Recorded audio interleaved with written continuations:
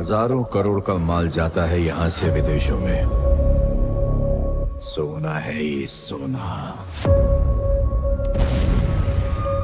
इज्जत करता है लोग आपकी, इज्जत नहीं करते हैं, डरते हैं सब। पर डर की यही दिक्कत है, कभी भी खत्म हो सकता है।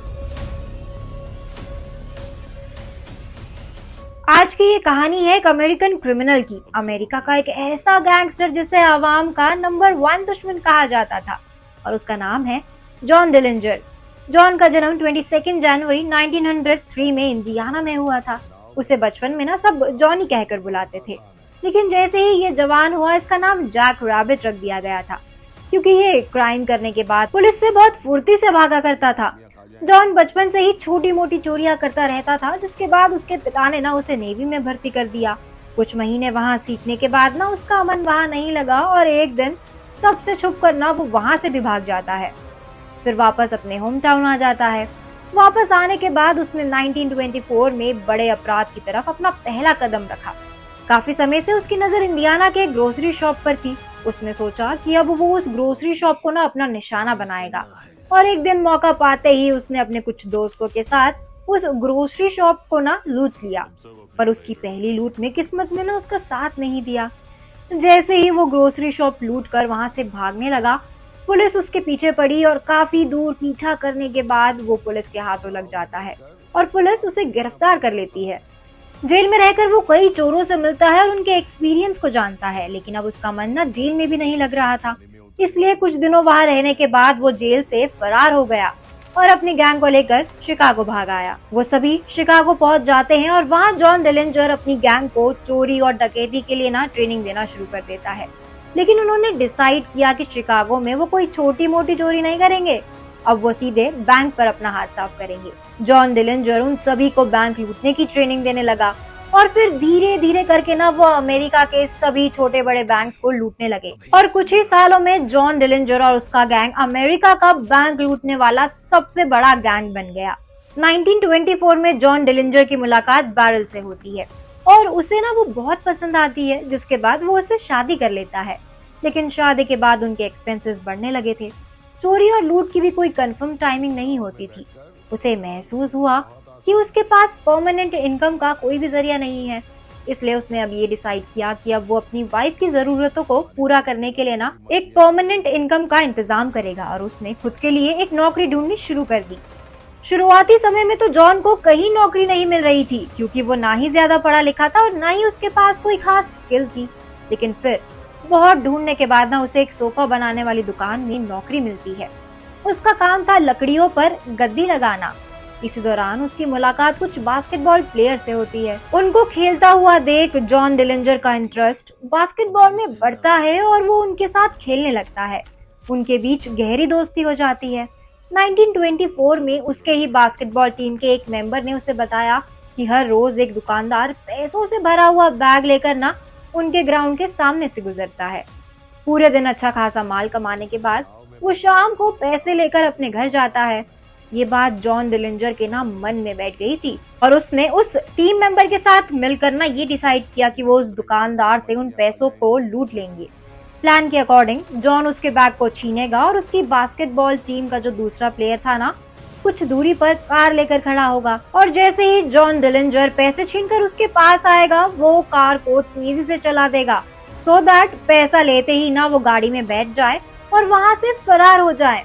जॉन के पास एक पिस्टल भी थी। दुकानदार जब पैसे लेकर वहां से निकल रहा होता है ना तो जॉन उसके पास जाता है और उससे पैसे जो है वो छीनने लगता है। दुकानदार जो है वो घबरा जाता है और वो जॉन से ना हाथापाई करने लगता है। इसी दौरान जॉन की जो बंदूक होती है ना वो जमीन पर गिर जाती है और मौका पाते ही वो जो दुकानदार होता है ना वो पिस्टल को उठा लेता है और जॉन के ऊपर ट्रिगर करता है। ये देखकर जॉन ना डर जाता है और कार की तरफ भागने लगता है। इसी शोर को सुनकर चौराहे की पुलिस भी वहां आ जाती है, जिसे देखकर कार में बैठा जो बास्केटबॉल टीम का प्लेयर है ना वो डर जाता है।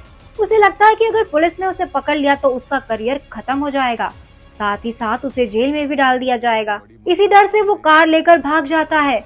लेकिन जॉन जो है वो पुलिस की गिरफ्त में आ जाता है, जिसके बाद जॉन को कोर्ट 20 साल की सजा सुना देता है।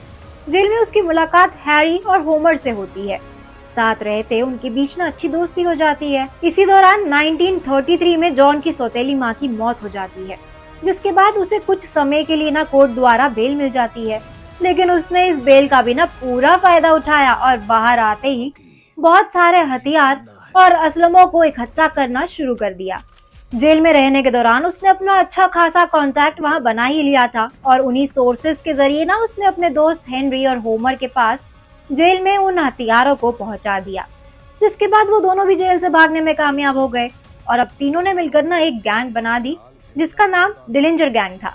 उन्होंने बहुत सी बड़ी बड़ी दुकानों को लूटा और लूटने के बाद बड़ी ही आसानी से वो वहां से फरार हो जाते थे।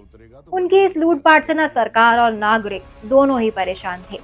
पुलिस काफी समय से जॉन डिलिंजर की इस गैंग को ना पकड़ना चाह रही थी, लेकिन हर बार वो लोग बच निकलने में कामयाब हो जाते थे। अब ये case federal bureau of investigation यानी कि एफबीआई को सौंपा गया। पहले तो एफबीआई ने जॉन को पब्लिक एनिमी नंबर 1 का खिताब दे दिया और फिर जॉन को पकड़ने के लिए ना अपने सोर्सेज को लगा दिया। उन्होंने जॉन की वाइफ के दोस्त से कांटेक्ट किया, जिसके जरिए उन्हें ये पता चला कि जॉन और उसकी वाइफ 22 जुलाई 1934 को मूवी देखने जाने वाले हैं। इसी मौके का फायदा उठाते हुए पुलिस भी वहां पहुंचती है। जॉन शाम को अपनी वाइफ के साथ जब मूवी थिएटर से बाहर आता है तो सामने खड़ी पुलिस मौका देखते ही उस पर फायरिंग शुरू कर देती है और बस इसी तरह अमेरिकन पब्लिक के इस एनिमी की मौके पर ही मौत हो जाती है। बताया जा रहा है कि इस बार केजीएफ 3 में सुपरस्टार यश जॉन डिलिंजर का ही किरदार निभाते नजर आएंगे और फिल्म में उन्हीं की कहानी को दर्शाया जाएगा। और ऐसी ही एक माफिया की स्टोरी से इंस्पायर्ड होगी केजीएफ 3 की स्टोरी और आज की हमारी ये कहानी यहीं होती है खत्म। आपको ये कहानी कैसी लगी हमें कमेंट सेक्शन में जरूर बताएं। आज के लिए बस इतना ही। मैं पूर्णिमा लेती हूँ अब आप सभी से इजाजत। ये वीडियो पसंद आया हो तो इसको लाइक और शेयर करें, साथ ही सब्सक्राइब करना ना भूलें बॉलीग्राड स्टूडियोज को।